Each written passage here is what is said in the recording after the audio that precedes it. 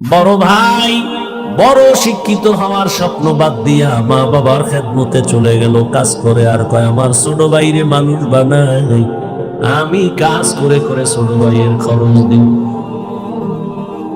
ছোট ভাইরে কষ্ট করে করে মানুষ বানাইছি, কিন্তু বহু ছোট ভাই বড় ভাই মানুষ হইতে পারে না, শিক্ষিত না হয় ছোট ভাইরে বানাইছে। ছোট ভাই এখন চাকরি করে, বড় ভাইয়ের খবর নেয় না। নাই ঈদের সময় এখন বিয়ে করি না, কত আনন্দ, চাকরি করে টাকার অভাব নাই। একই জায়গার এক পার্শ্বে বড় ভাইয়ের ছোট একটা ভাঙা ঘর, বড় ভাইয়ের ভাঙা ঘর আর ছোট ভাইয়ের ঘরটা ছাদ দেওয়া বিল্ডিং। ঈদের বাজার লইয়া যখন গোপনে ঘরে আইয়া স্ত্রীরে কয় জামা কাপড় গুলো সন্তানের দাও তুমি।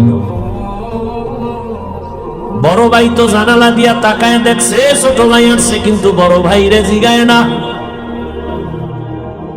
বাচ্চারে কি আর কন্ট্রোলে রাখা যায়? ও দৌড় দিছে, কাকা আসছে। দৌড়াইয়া গিয়া দেখে ওর চাচতো ভাই নতুন জামা পইরা কত আনন্দ করে। ও একটা দৌড় দিয়ে কয় আব্বু আমারে জামা দিন।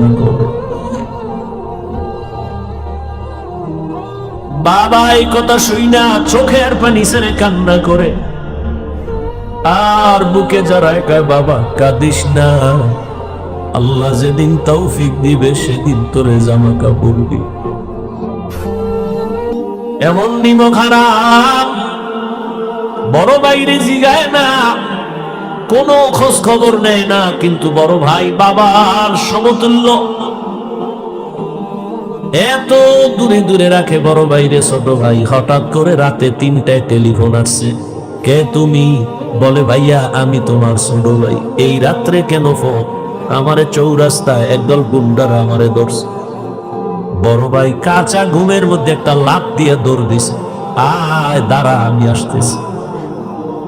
বড় ভাই কষ্টের কথা মনে রাখে না, একটা দৌড় দিয়া সামনে গিয়া এভাবে হাত বের করে বুকটা দিয়া কয় যত মার মারতে চাও আমারে মার, আমার ছোট ভাইয়ের গায়ে হাত দিবি না, কারণ ওর প্রস্রাব আমি গায়ে লাগাইছি, ওর প্রস্রাব আমি গায়ে লাগাই ওরে বড় বানাইছি, না খাইয়া ওরে খাওয়াইছি, আমারে মার, ওরে মারবি না।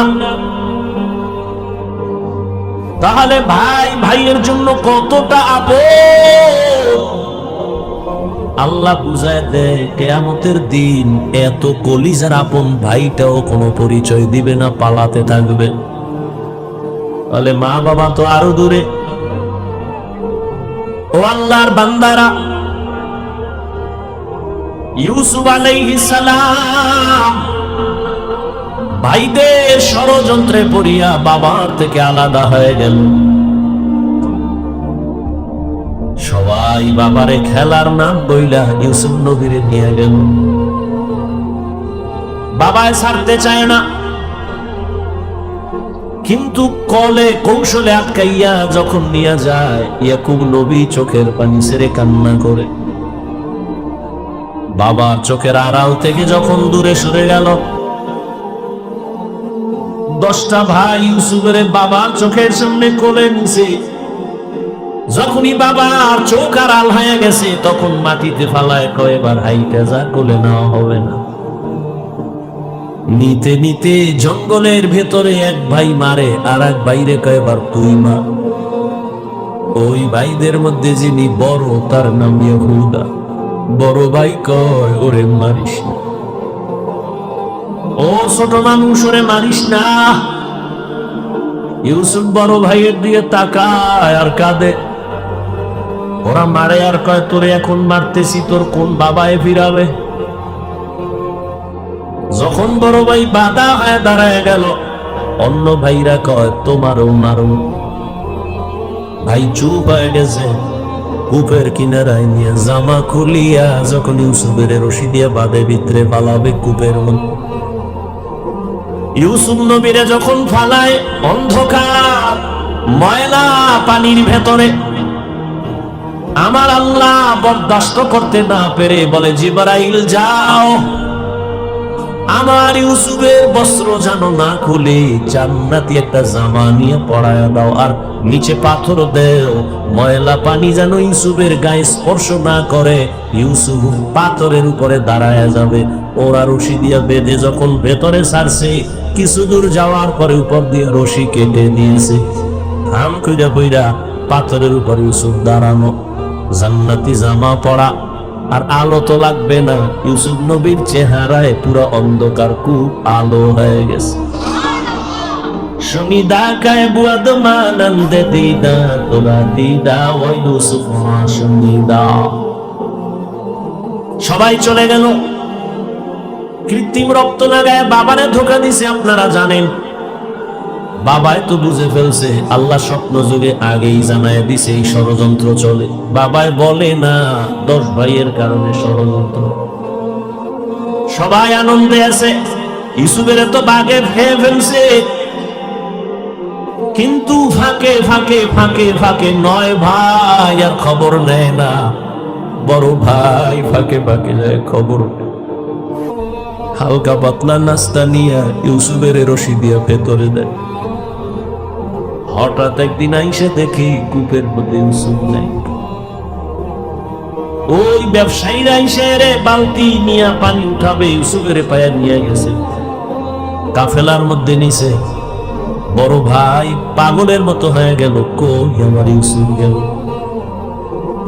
অন্য ভাইদের ডাক দিছে, আয় তাড়াতাড়ি, ইউসুফ তো কূপে নাই। মায়া বুঝানোর জন্য ওদের বলছে, কিন্তু ওরা যে ষড়যন্ত্র করবে তাও তো জানছে। বড় ভাইয়ের অন্তরে মায়া। এক পর্যায়ে তো তারে ইউসুফের নিয়ে গেল মিশরে। বিশাল ইতিহাস, আল্লাহ তাআলা একটা সূরা নাযিল করছেন, সূরা ইউসুফ।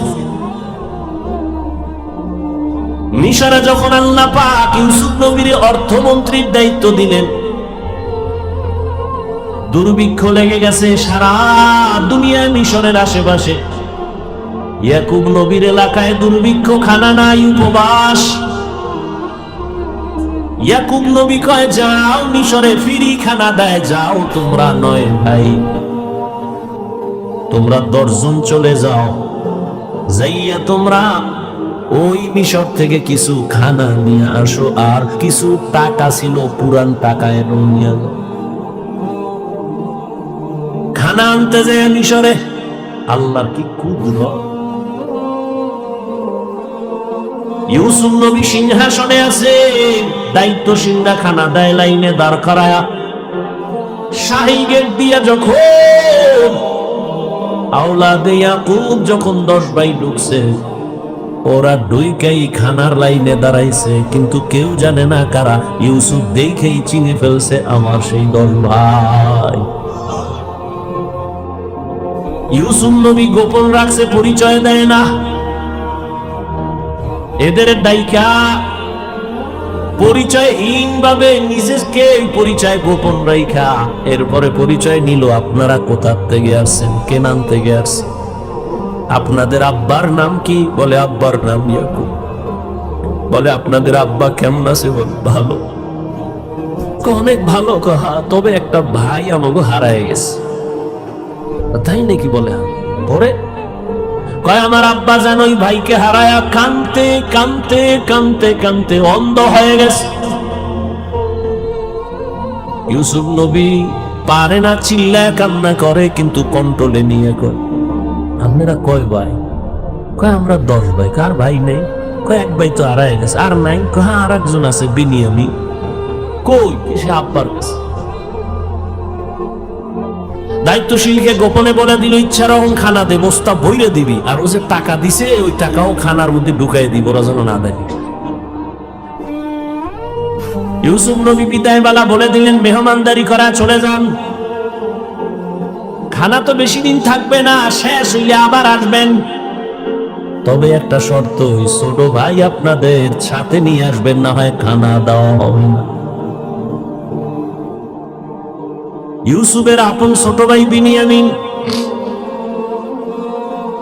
বাড়িতে যাইয়া 10 ভাই প্রশংসা করে, বাবা মিশরে যে আমগো খানা দিছে অর্থমন্ত্রী বড় ভালো মানুষ, আমাদের আলাদা সম্মান দিছে, মেহমানদারি করাইছে।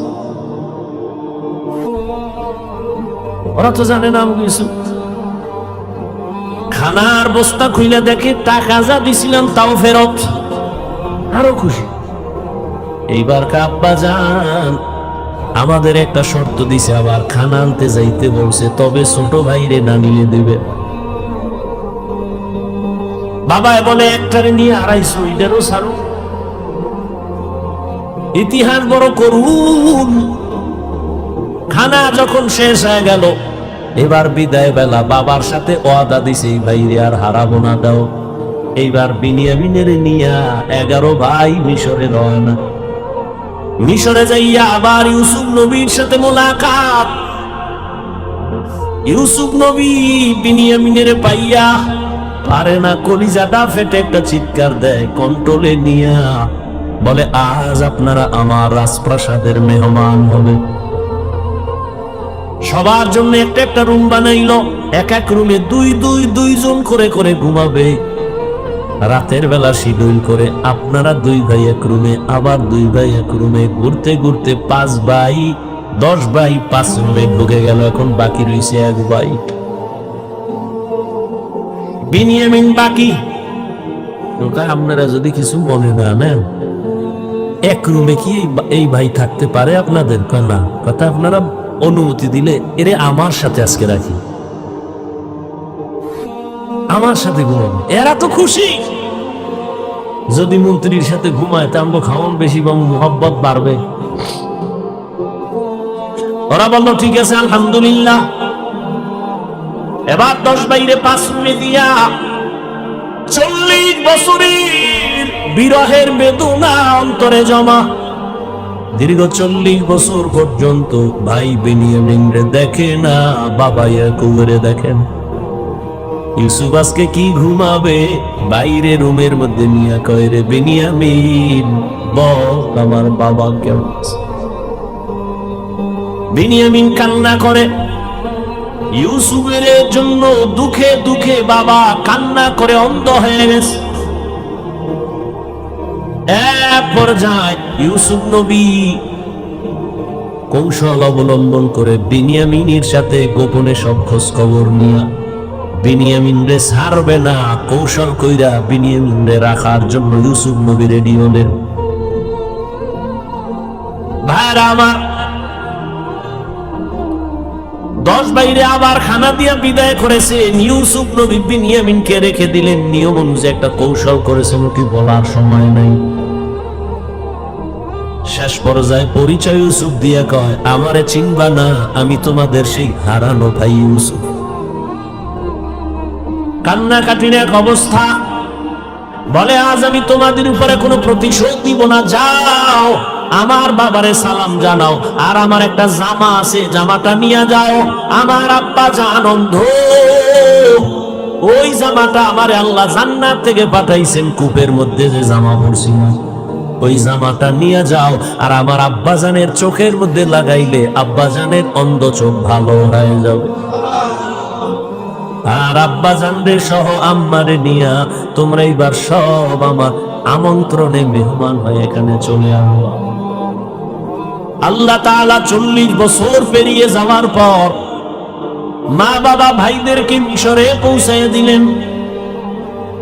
এরে আল্লাহর গোলাম, এই ভাই ভাইয়ের জন্য যে কত মায়া, কত মহাব্বত, কিন্তু এমন দুনিয়াতে আসলাম যে ভাই ভাইকে জবাই করে এই দুনিয়াতে আমরা আসছি। জানি না মইরা গেলে আমগো ভবিষ্যৎ আর কত খারাপ হয়। কিয়ামতের ময়দানে ভাই ভাইয়ের থেকে আলাদা হবে, মা আলাদা হবে, বাবা আলাদা হবে, বন্ধু বন্ধুর থেকে আলাদা হবে। আল্লাহ বলেন, ওই দিনের ভয় অন্তরে জমা কর। অন্তরে ওই ভয় জমা করিয়া যদি গুনাহ থেকে নিজেরে বাঁচাও, আমি ওয়াদা করলাম তুমি বিনা হিসাবে জান্নাতি। হ্যালো বন্ধুরা, আসসালামু আলাইকুম। আপনারা সবাই কেমন আছেন? এইরকম ইসলামিক ভিডিও পেতে অবশ্যই একটি লাইক করে চ্যানেলটিকে সাবস্ক্রাইব করে দেবেন। আসসালামু আলাইকুম।